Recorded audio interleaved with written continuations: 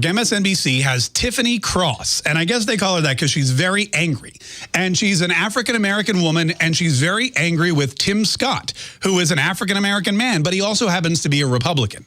And because of that, she hates him, thinks he's bad, and threw out pretty much every racial stereotype and epithet and bad word she could think of getting away with on MSNBC this weekend. This week, the sole black Republican in the Senate sounded a stone fool when he said this. Hear me clearly. America is not a racist country.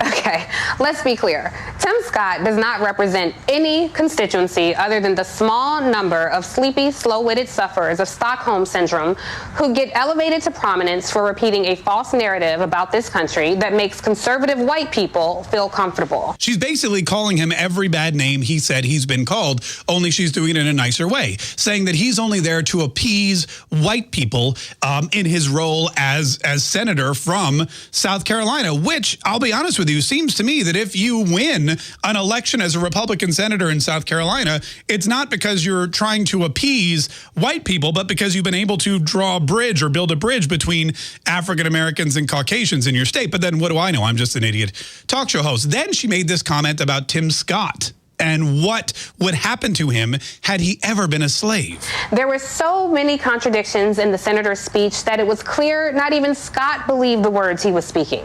I could go into great detail refuting each of his asinine points, but he did that for me.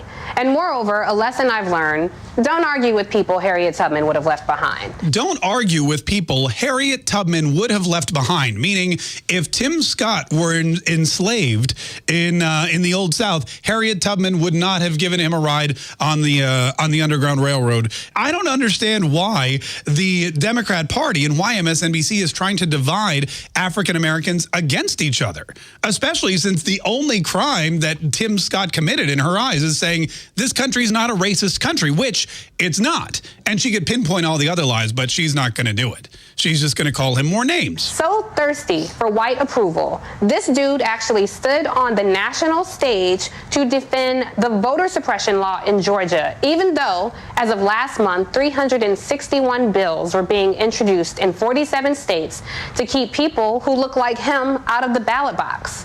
By the way, people don't go in the ballot box. Ballots go in the ballot box. They're trying to keep people out of the polling station, I guess is what if there's someone in the ballot box, someone should keep them out.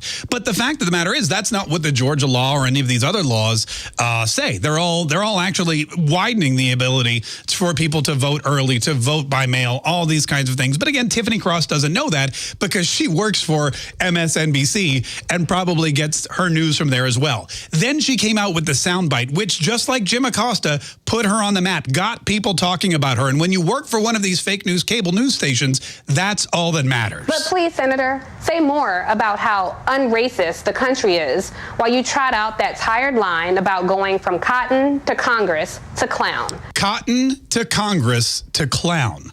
Also, unracist is not a word. It's tolerant or it doesn't matter. It doesn't matter. Again, you work for MSNBC. I'm sure nobody that watches you knows what's a word and what's not. It seems like she's auditioning for a role on CNN. But between Jim Acosta yelling BS and her, I mean, just making some of the most intolerant comments about a black senator on MSNBC, it just makes me wonder how much worse can these news stations get?